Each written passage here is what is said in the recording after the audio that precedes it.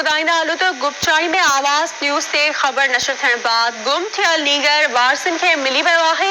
वारसनि में ख़ुशी जी लहर छांइजी वई आहे। अव्हांखे ॿुधाईंदा हलूं त गुपचाणी में आवाज़ न्यूज़ ते ख़बर नशर थियण बाद गुम थियल नीगर वारसनि खे मिली वियो आहे। 8 सालनि जो नीगर गवर्नर गुपचाणी ॻोठ गुलाम हैदर ब्रोही मां हथायो आहे।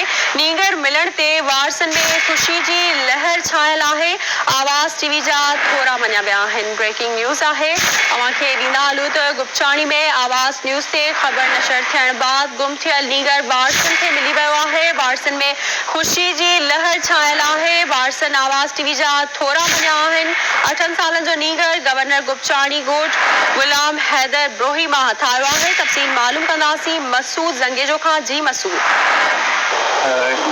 कल ॻोठ हाजी असुल खान गुपचाणी जो नीगर 8 साल नीगर गवर्नर गुपचाणी जेको घरां गुम थी वियो सभु ॻोल्हा बावजूद न पियो मिले।